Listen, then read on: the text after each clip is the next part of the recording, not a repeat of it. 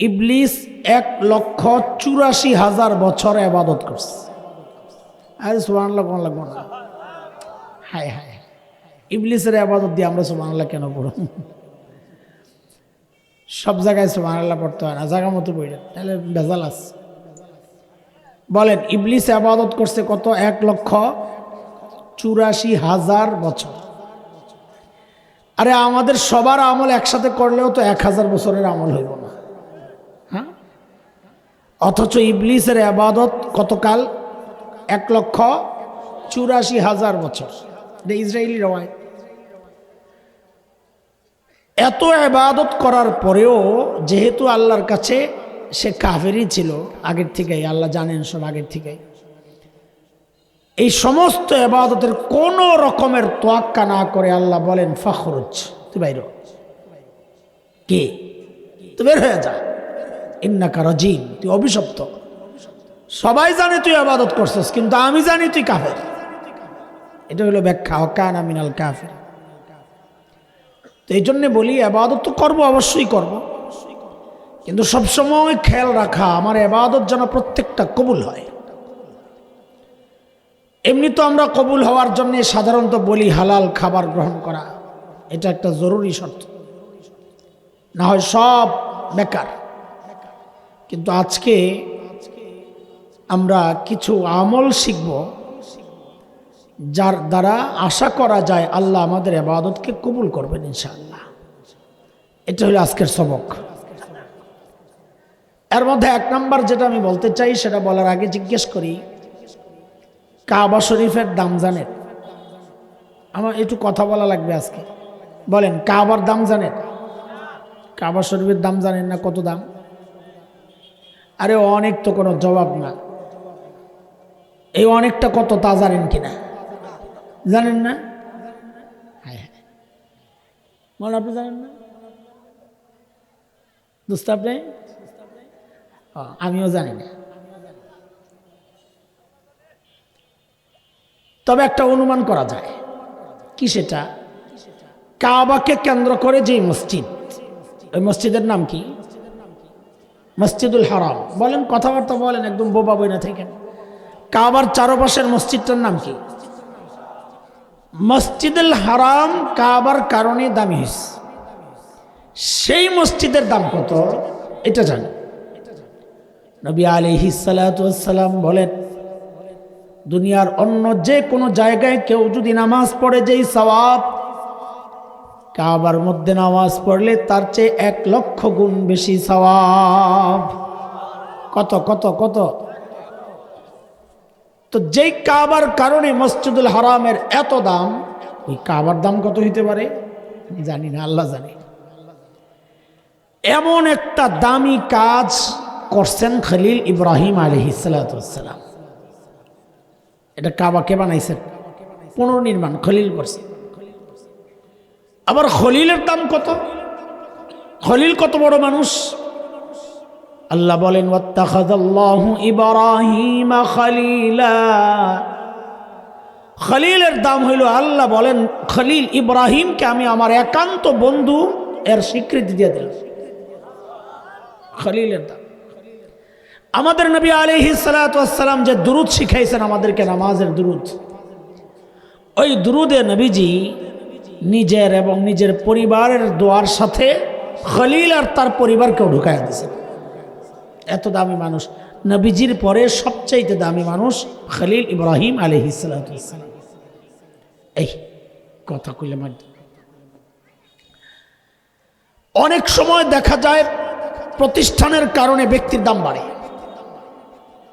অনেক সময় দেখা যায় ব্যক্তির কারণে প্রতিষ্ঠানের দাম বাড়ে। যেমন দেওবন্দ মাদ্রাসা, লম্বা সময় একজন মুহতামিম প্রিন্সিপাল ছিলেন হাকিমুল ইসলাম কারি তৈয়ব রহমতুল্লাহ আলাইহি, 52 বছর প্রায়। এখানে এমন অনেক পাওয়া যাবে যারা কারি তৈয়ব রহমতুল্লাহ আলাইহিকে চেনেন না। দেওবন্দ মাদ্রাসা নাম শুনছেন? কারি তৈয়ব রহমতুল্লাহ আলাইহি হাকিমুল ইসলাম বলা হয়। সারা দুনিয়ার জন্য তিনি একটা আদর্শ ব্যক্তিত্ব, বড় মানুষ। কাসেম নানুতুবির নাতি। এত দাম হয়েছে কেন? সবচেয়ে বড় পরিচয় হচ্ছে দেওবন্দ মাদ্রাসার প্রায় 52 বছরের মুহতামিম ছিলেন। প্রতিষ্ঠানের কারণে ব্যক্তির দাম বেড়ে গেছে। আবার অনেক সময় দেখা যায় প্রতিষ্ঠানের কারণে না, ব্যক্তির কারণে প্রতিষ্ঠানের দাম বাড়ে। যেমন চট্টগ্রামে হাটহাজারী মাদ্রাসার কাছে একটা মাদ্রাসা আছে, মেখল মাদ্রাসা। কি মেখল? আচ্ছা, ওইটাও বাদ দিলাম। হাটহাজারী বর্তমান মুহতামিমের নাম জানেন? এখানে অনেক অধিকাংশই জানবে না। আল্লামা আহমদ শফির নাম জানেন? পোস্ট কিন্তু একটাই ছিল। এখনকার যিনি প্রিন্সিপাল তার যেই পোস্ট, আল্লামা আহমদ শফি নওয়ার আল্লাহু মারকাদার পোস্ট ওইটাই ছিল। অথচ ওনাকে চিনেন, কিন্তু বর্তমান মুহতামিম চিনেন না। কিন্তু এখন যদি এখানে আইনা হজরতরে বসায়া দেওয়া হইতো যে ইনি হাটহাজারী মাদ্রাসার মুহতামিম সাহেব, তো আপনি আলাদা একটা সমীহ করে তাকায় থাকতেন, আরে বাপরে বাপ, অনেক বড় মানুষ। এই যে মানুষটার দাম বাড়লো, কারণ কি? প্রতিষ্ঠানের কারণে। কথা বুঝে আসছে না? তো অনেক সময় প্রতিষ্ঠানের কারণে ব্যক্তির দাম বেড়ে যায়, আবার অনেক সময় ব্যক্তির কারণে প্রতিষ্ঠানের দাম বাড়ে। যেমন ওই হাটহাজারী মাদ্রাসার পাশে আরেকটা মাদ্রাসা আছে, নাম হলো মেখল মাদ্রাসা। আপনাদের এখানে অধিকাংশই চিনেন না, জানেনও না, শোনেনও নাই। ওলামারা চিনেন। বাংলাদেশের এক সময়ের সবচেয়ে ভালো লেখাপড়া হইতো যেই মাদ্রাসায়, ওই মেখল মাদ্রাসা। তো আমি 90-এর দশকের শুরুর দিকে একবার গেছিলাম দেখতে, এত নাম শুনি। ঘুরতে গেছি চট্টগ্রাম বেড়াইতে, তো মেখল মাদ্রাসা দেখবো, হাটহাজারী মাদ্রাসা দেখবো, শখ। মেখল মাদ্রাসায় যাইয়া মনটাই খারাপ হয়ে গেছে। এই মাদ্রাসার এত নাম, রাস্তাঘাটই তো নাই, তখনকার কথা, রাস্তাই তো নাই, ক্ষেতের আইল দিয়ে ধরে গেছি। কেন এত নাম মাদ্রাসার? কারণ হচ্ছে এই মাদ্রাসার প্রতিষ্ঠাতা যিনি, বাংলাদেশের সর্বকালের সেরাদের একজন মুফতি ফৈজুল্লাহ রহমতুল্লাহ আলাইহি, ব্যক্তির কারণে প্রতিষ্ঠানের দাম বেড়ে গেছে। তো কি বললাম খেয়াল করেন, সূক্ষ্ম কথা। অনেক সময় প্রতিষ্ঠানের কারণে ব্যক্তির দাম বাড়ে, অনেক সময় ব্যক্তির কারণে প্রতিষ্ঠানের দাম বাড়ে। কিন্তু কাবা নির্মাণ এবং নির্মাতা, এখানে দুইটাই দামি, ব্যক্তিও দামি, কাজও দামি। কাজ ও কাবা নির্মাণ, সুবহানাল্লাহ, এর চেয়ে দামি কাজ আর কি হইতে পারে? ব্যক্তিও দামি, খলিল ইব্রাহিম এবং সাথে নবী ইসমাঈল আলাইহিস সালাম, দুই নবীর কাজ। এত দামি ব্যক্তি এত দামি কাজ করার পরেও নিজের এই কাজের উপর কোনো ভরসা খলিল করেন নাই। তিনি জানতেন আমি যাই হই না কেন, কাজটা যত দামি হোক না কেন, আল্লাহ যদি কবুল না করেন এর কোনো মূল্য নাই। খলিল জানতেন কিনা? ওই জন্য খলিল কি করছেন, কোরআন কি বলে, কাজ শেষ করার পর বেটারের সাথে নিয়ে হাত উঠাইছেন। আল্লাহ বলতেছেন, وَإِذْ يَرْفَعُ إِبْرَاهِيمُ الْقَوَاعِدَ مِنَ الْبَيْتِ وَإِسْمَاعِيلُ رَبَّنَا تَقَبَّلْ مِنَّا إِنَّكَ أَنْتَ السَّمِيعُ الْعَلِيمُ।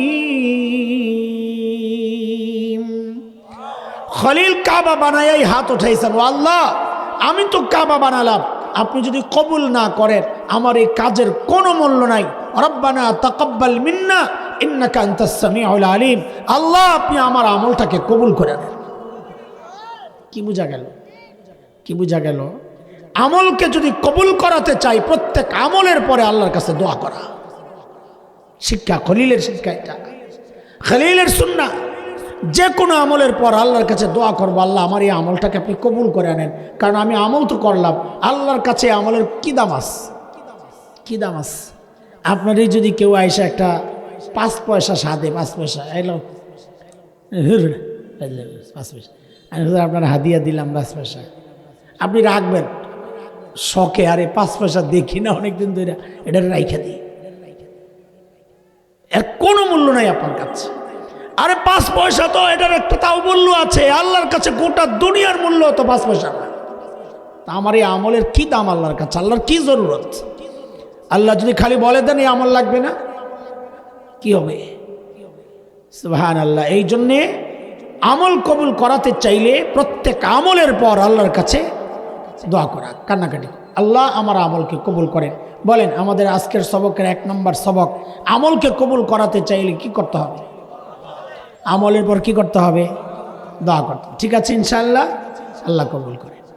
2 নম্বর একদম মুখস্থ করে রাখবেন এটা এবং চর্চা করবেন, ইনশাআল্লাহ ইনশাআল্লাহ আশা করা যায় আমল কবুল হবে ইনশাআল্লাহ। 2 নম্বর আরেকটা গল্প শোনাই আপনাদেরকে। হযরত আদম আলাইহিস সালাতু ওয়াস সালামের শুরুর দিকের 2 ছেলে, বলেন নাম কি? হাবিল কাবিল। মাশাআল্লাহ। এক ভাই আরেক ভাইকে হত্যা করছে, জানেন কে কাকে হত্যা করছে? কাবিল হাবিলকে হত্যা করছে। মাশাআল্লাহ, ঠিক আছে, জবাব সহি। কেন করছে, কি বিষয় একটু শুনেন। এক বোনকে বিয়ে করা কেন্দ্র করে 2 ভাইয়ের লড়াই। সিস্টেম আর নিয়ম অনুযায়ী বিয়ে করার কথা হাবিলের। কাবিল বলে নিয়ম মানি না। কি করবা? বলে কোরবানি দাও, যার কোরবানি কবুল হইব সে বিয়ে করো। ওই সময় কোরবানি কবুলের আলামত ছিল আসমান থেকে আগুন আসতো, যার কোরবানি কবুল তার ওই বস্তুকে জ্বালাইয়া দিত, বোঝা যাইত কোরবানি কবুল হয়েছে। তো হাবিল নিয়ে আসছে কিছু সবজি, হাবিল না কাবিল নিয়ে আসছে কিছু সবজি, আর হাবিল ভেড়া টাইপের একটা জন্তু আনছে। তো আল্লাহ তাআলা হাবিলের কোরবানি কবুল করছেন। এখন বলেন নিয়ম অনুযায়ী কে বিয়ে করার কথা? হাবিল। কাবিল বলে মানি না। মানি না তো মানি না, আগে তো বলছে কোরবানি করো, এখন আর কোরবানির কথাও বলে না, এখন বলে তোরে মাইরা ফেলব। কেন বলল?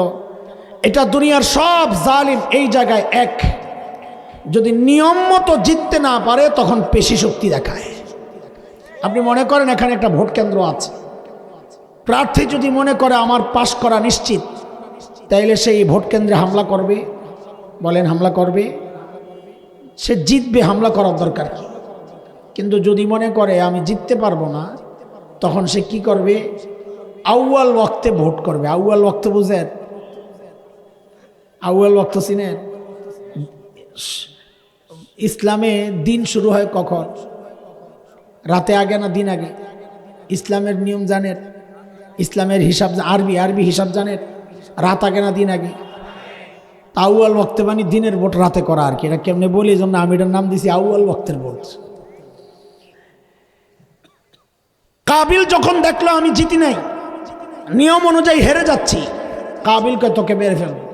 কোরআন বিবরণ দিচ্ছে এইভাবে সূরা মায়েদায়। আল্লাহ বলেন ওয়াতলু আলাইহিম নাবা বনাই আদম বিল হক إذ قربا قربانا فتقبل من أحدهما ولم يتقبل من الآخر قال لأقتلنك قال إنما يتقبل الله من المتقين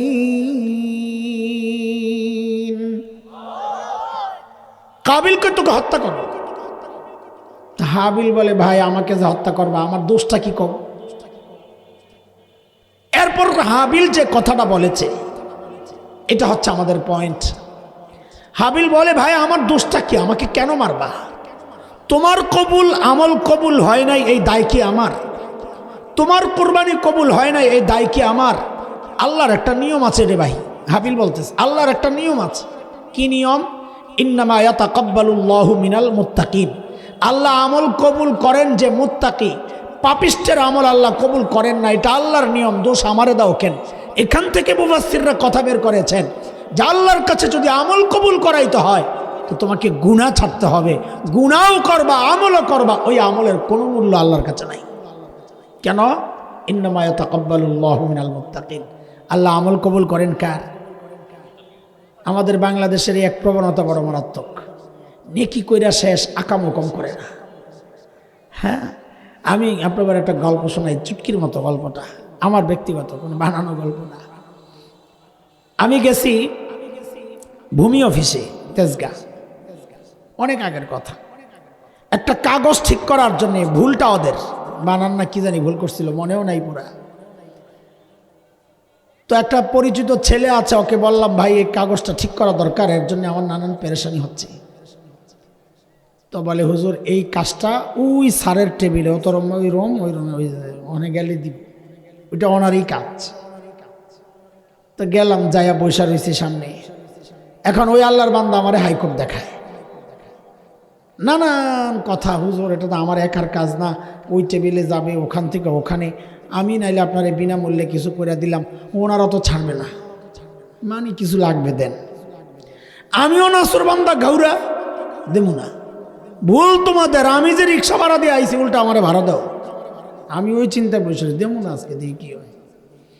বৈশা রয়েছি এর মধ্যে এশার আজান দিয়ে দিছে, এই জোহরের আজান দিয়ে দিছে, জোহরের আজান। ওই এশার আজান চলতেছে, তো এই জন্য মুখ দিয়ে বেরিয়েছে এশার আজান। জোহরের আজান দিয়ে দিছে। এর কিছুক্ষণ পর আল্লাহর বান্দা আমারে কি বলে জানেন? হুজুর আপনি কিছু দিলে দেন, আমি নামাজে যাব। আমি কি এই হলো বাংলাদেশ, নামাজে যাবে, ঘুষও চাইতেছে, এক হাতে ঘুষ আর এক হাতে নামাজে যাবে ইশারাতে। আমাদের হালত হইল আল্লাহও রাজি থাকুক, শয়তানও নারাজ না হোক, সব ম্যানেজ করে চলা, এর নাম হলো আমরা। আল্লাহ বলেন তোমার এই 2 নম্বরই আমল কবুল করতে আমি বসে রই নাই। ইন্নামা ইয়াতাকাব্বালুল্লাহু মিনাল মুত্তাকিন, আমল আল্লাহ কবুল করবেন শুধু মুত্তাকির। গুনাহও করবা, আমলও করবে, এই আমলের কোনো দাম আল্লাহর কাছে। পক্ষান্তরে যদি কেউ গুনাহমুক্ত জীবনযাপন করে, আমল শুধু আল্লাহ কবুল করেন না দোস্ত। আল্লাহ বলেন ওয়ামাই ইয়াত্তাকিল্লাহা ইউকাফির আনহু সাইয়্যাতিহি ওয়া ইউযিম লাহু আজরা। কেউ যদি মুত্তাকি হয়, তাকওয়া অর্জন করে, গুনাহ ছেড়ে দেয়, তো আল্লাহ বলেন আমি তার গুনাহগুলাও মাফ করে দেই। গুনাহ ছাড়ছে একটা, আল্লাহ বলেন পিছনের গুনাহও মাফ করে দেই। শুধু মাফ করি না, সে যে আমলগুলো করবে, ওয়ায়ুযিম লাহু আজরা, আমলের রেট যদি থাকে 10, আমি তাকওয়ার কারণে বরকতে তার আমলের রেট বাড়াইয়া দেই। তাকওয়া যত, আমলের দামও তত। এই জন্যই তো বলে ওলামারা, সাহাবীদের আমলের সাথে দুনিয়ার কারো আমলের তুলনা হবে না। কেন? কারণ সাহাবীদের আমলের রেট বেশি। আমি আপনি নামাজ পড়ে যে সওয়াব পাইছি, সাহাবীরা তার চেয়ে বহুগুণ বেশি সওয়াব পাইছেন নানান কারণে। এক তো নবীজির সাথে বসছেন, কিন্তু এটাও একটা বড় কারণ, নবীজির সাথে বসছেন সাল্লাল্লাহু আলাইহি সাল্লাম। আরেকটা বড় কারণ হচ্ছে তাকওয়া। সাহাবীর তাকওয়ার সাথে দুনিয়ার কারো তাকওয়ার মিল নেই। কেন? কারণ আমার আপনার তাকওয়া এটা গ্যারান্টেড না। আমাদের তাকওয়ার সাক্ষী, স্বীকারোক্তি আমাদের পাশের মানুষ করে না, বউ স্বীকার করে না। পিসাব করে জিগান, বউ মুড়ি দিছিনি।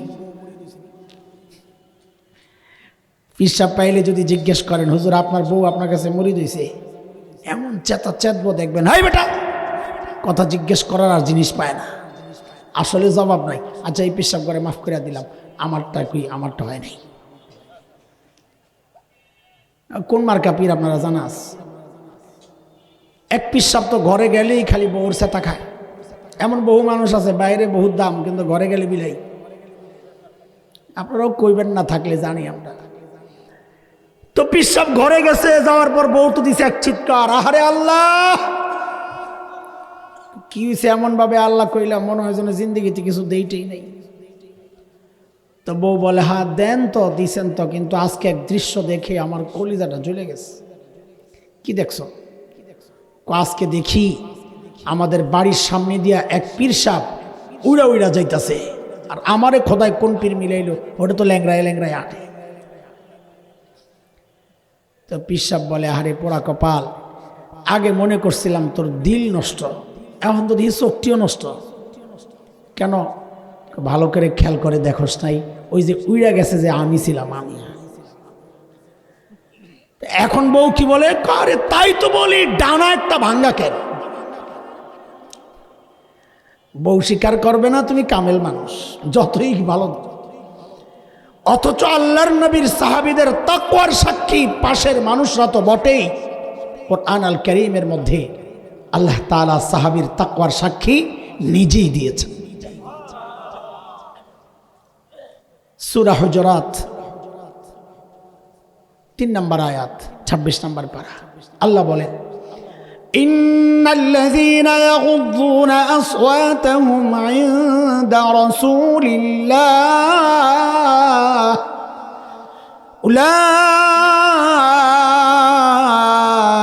উলাইকাল্লাযীনা ইমতাহানাল্লাহু কুলুবাহুম লিত্তাকওয়া লাহুম মাগফিরাতুন ওয়া আজরুন আযীম। আল্লাহ আল্লাহ আল্লাহ, সাহাবীর তাকওয়ার পরীক্ষা নিয়ে আল্লাহ রেজাল্ট দিয়ে দিয়েছেন পাস পাস পাস। কিছু ভুল টুল হয়েছে, কয়টি মাফ, লাহুম মাগফিরা। কাজেই সাহাবীর তাকওয়া যেহেতু গ্যারান্টেড, এই জন্য সাহাবীর আমল অন্য আমাদের আমলের চেয়ে অনেক দামি। কেন? আল্লাহর ওয়াদা যে মুত্তাকি হবে ইউযিম লাহু আজরা, আমি তার আমলের রেট বাড়াইয়া দেব। তো এই জন্যে 2 নম্বর সবক আমাদের, আমলকে যদি আল্লাহর কাছে কবুল করাতে চাই তো গুনাহমুক্ত জীবনযাপন করার চেষ্টা করতে হবে, তাইলে আমল কবুল হবে। না হয় আমল কবুল করলে এটা আল্লাহর ইচ্ছা, নিয়ম বলে হবে না। ইন্নামা ইয়াতাকাব্বালুল্লাহু মিনাল মুত্তাকিন। বুঝতেছেন কথা? আমার একটু কষ্ট হচ্ছে, অসুস্থ আমি। আবার এরা কাম করছে একটা, দেখছেন এত এত এত কিছু লাগাইলো, কিন্তু এই সাইড বন্ধ করে না। ওই বাতাস আয়া সব লাগতেছে আমার উপরে দিয়া। ঘামতেছি ঠিক, যে ঠান্ডা বাতাসটা আমার, এই যে অসুস্থ এমনি হই, ঘামি আবার ঠান্ডা, দুইটা মিলাইয়া মারামারি করে হেরা, বিপদে পড়ি আমি। এখন তো এই যে দুনিয়ার বাতাস আসতেছে, ঘামতেছি, কিন্তু এই বাতাসটা বড় ক্ষতিকর আমাদের জন্য। আল্লাহ আল্লাহ আকবার। ওই পিচ্ছি একটা বিয়ে করতে যাইবে, 3 নম্বর সময় দিয়েছি, 3 নম্বরে ফাও কথা না, উদাহরণ দিতেছি। একজন আরেকজনের ঠেলাঠেলি করিস না, শেষে শরম পাবি, আমি একটা দাঁড় করাই দেব। এক বড় ব্র্যান্ডের দোকানে গেছে, একটা স্যুটের অর্ডার করবে, শ্বশুরবাড়ি যাইব প্রথম দিন। তো যত বড় ব্র্যান্ড মাপ টাপ নেওয়ার সময় তত গুরুত্ব দেয় ব্র্যান্ডের দোকান। আর বাপসাপ না করলে তো বিল বাড়াইতে পারবো না, বুঝছেন না? মাপটা নিব 1 ঘন্টা লাগায়, আপনি বলবেন আরে বাপরে বাপ, অনেক গুরুত্ব দিয়ে হ্যাঁ জিনিসটা বানাইতেছে, তো এলে না বিলটা ওঠাইতে পারবো। তো সব মাপ টাপ নিয়ে আপনারে ডেলিভারির টাইম দিয়েছে ধরেন আজকে, বলাবেন শোনা কথা বলেন, আপনি মাল ডেলিভারি আনতে যায় দেখেন কাম একটা কিসে হাতা মাপ তো নিছিল 2টা সমান, কিন্তু মাল যে বানাইছে এখন একটা ঠিক আছে, আরেকটার হাতা অর্ধেক। বলেন এই স্যুট নিবেন? বলেন নিবেন? কেন নিবেন না? আমি যা শিখাই দিই ওইটা বারবার বলেন, তো বলতে আর বুঝতে সহজ হবে। বলেন মাপ ঠিক নাই, বলেন বলেন স্যুট নিবেন? কেন নিবেন না? মাপ ঠিক নাই। হাতা 2টা লম্বাই ঠিক আছে, কিন্তু হাত ঢুকে না, নিবেন? কেন নিবেন না? পোলাবেন কথা কও, কেন নিবেন না? মাপ ঠিক নাই। হাত সাইজ ঠিক আছে, হাতও ঢুকে। গায়ে দিয়েছেন যে বুতাম বুকেরটা লাগানো যায়, পেটের বুতাম আর লাগানো যায় না, পেটটা বাইরে রয়েছে। কিরে ভাই এটা কি? কয়টা নতুন ফ্যাশন, নিবেন? কেন নিবেন না? জোরে বলেন। একটা সামান্য স্যুট মাপ ঠিক না হইলে আপনি নেন না।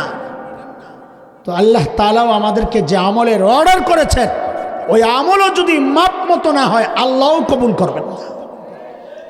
বলে আমলের মাপ কি? তো আল্লাহ মাপ দিয়ে দিছেন, লাকাদ কানা লাকুম ফি রাসূলিল্লাহি উসওয়াতুন হাসানাহ। এরে বান্দা, তোমার আমলের মাপ হচ্ছে আমার নবী সাল্লাল্লাহু আলাইহি সাল্লাম। পড়েন, নবীজি হচ্ছেন আমাদের আমলের মাপ। আমি যাই করব নবীর আমলের সাথে মিলাইয়া দেখব, যদি মিলে তো বুঝবো মাপ ঠিক আছে, যদি না মিলে মাপ ঠিক নাই। মাপ ঠিক না হইলে আমি আমার সুটটা নিতে রাজি না, আল্লাহ আমার আমল কেন নিবেন? বলেন, আপনারা বলেন, যৌক্তিকতা আছে?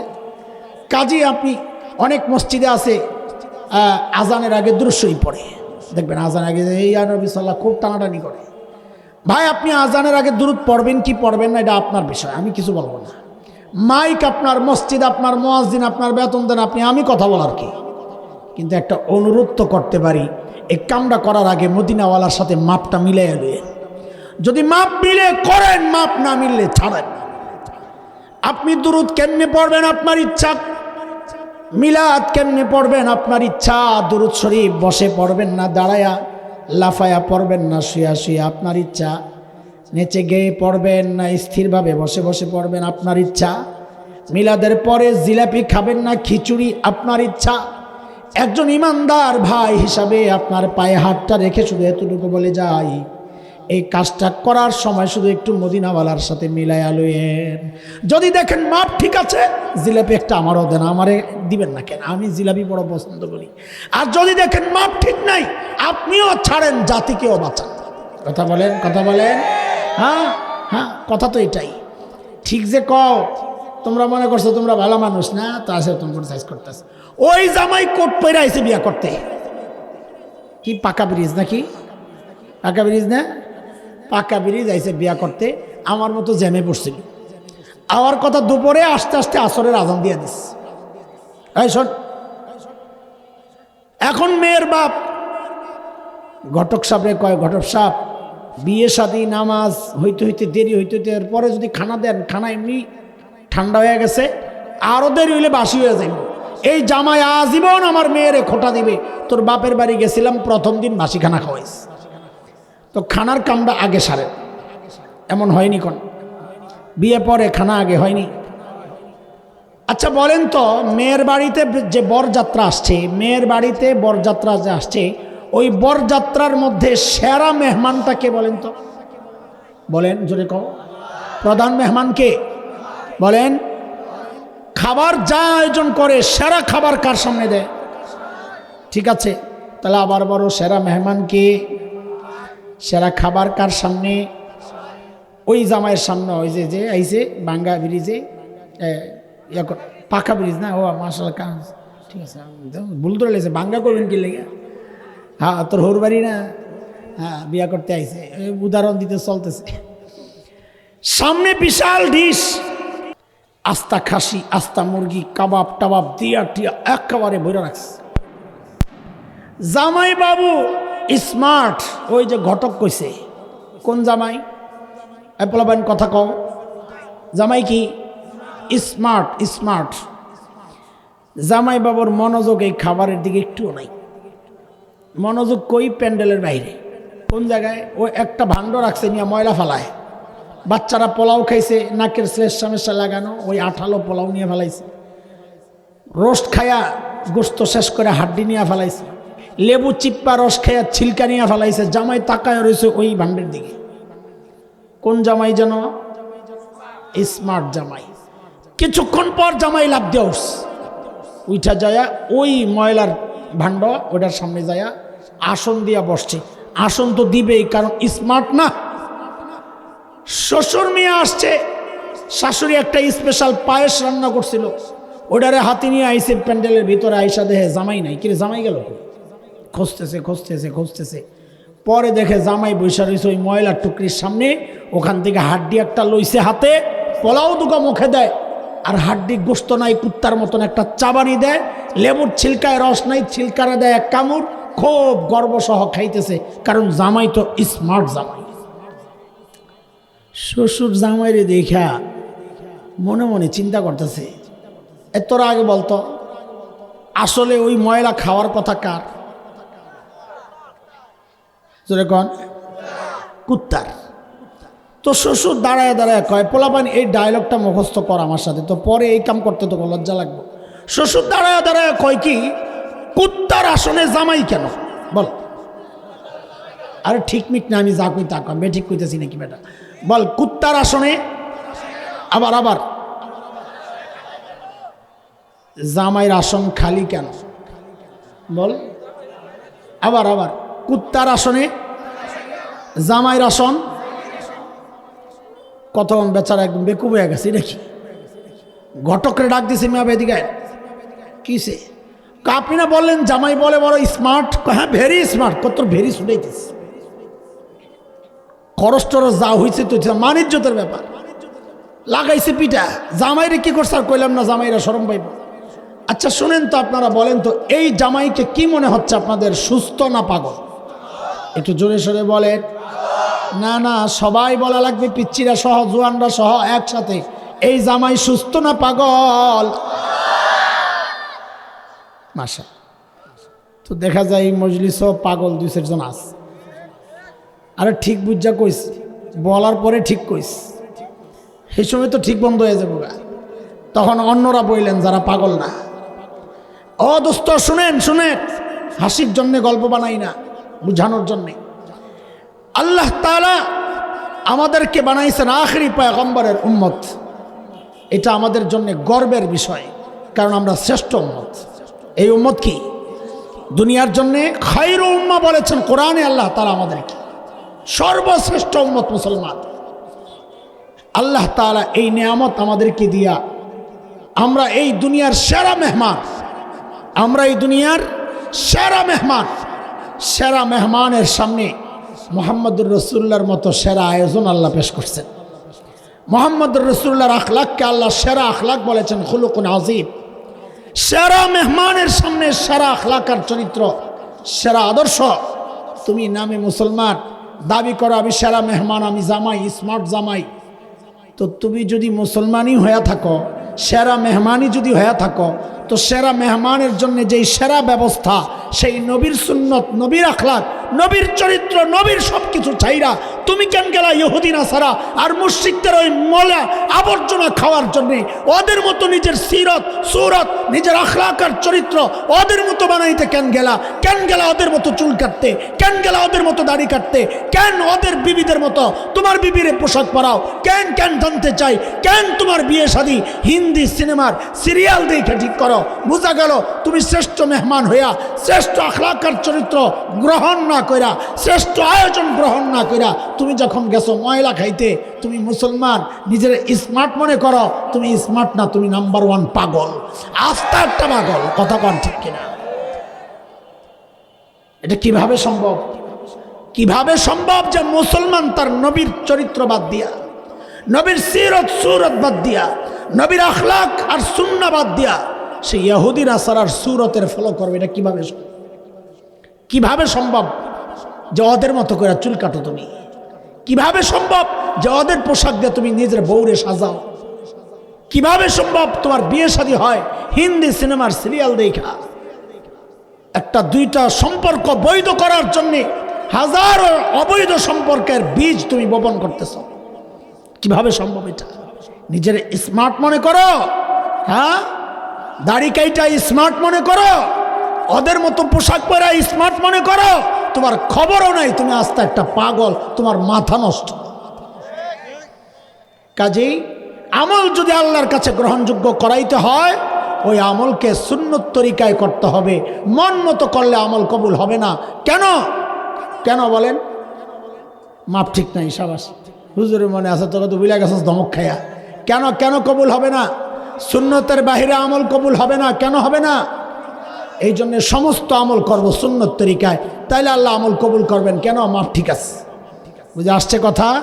কথা বুঝতেছে? হ্যাঁ, বুঝলে তো ভালো, না বুঝলে আরও ভালো। আলহামদুলিল্লাহ। কয়টা গেল বলেন তো?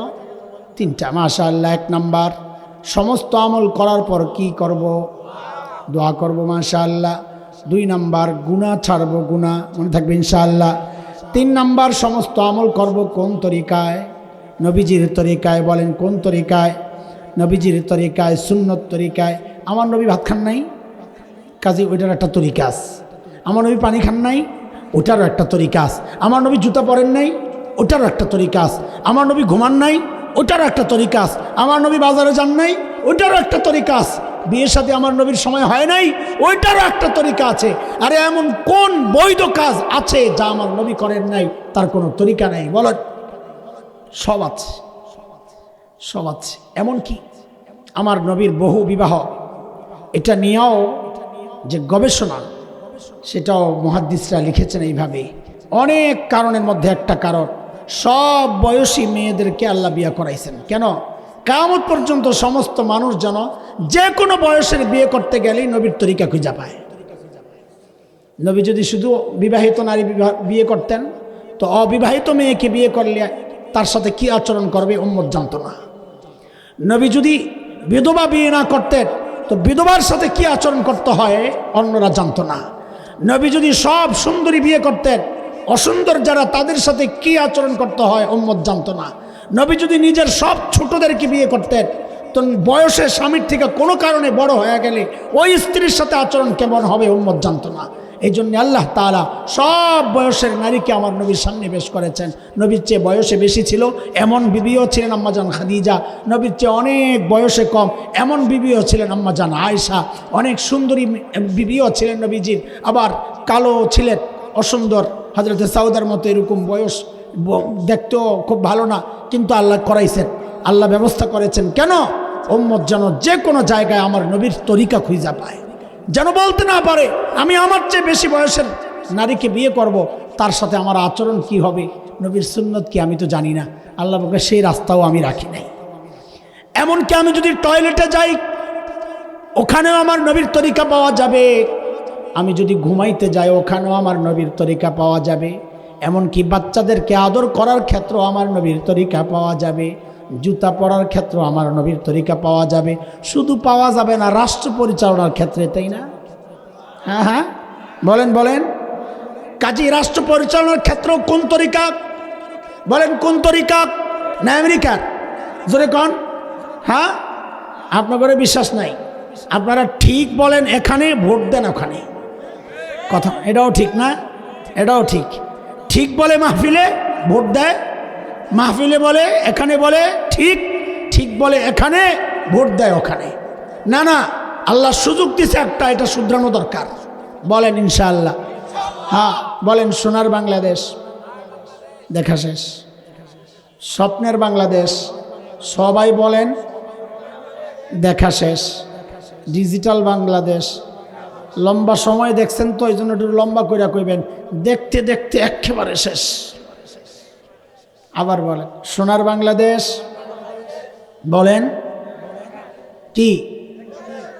স্বপ্নের বাংলাদেশ, ডিজিটাল বাংলাদেশ, দেখতে দেখতে একেবারে শেষ, সব দেখা শেষ। এখন দেখতে চাই একটাই কোরআনের বাংলাদেশ ইনশাআল্লাহ। ঠিক আছে ইনশাআল্লাহ।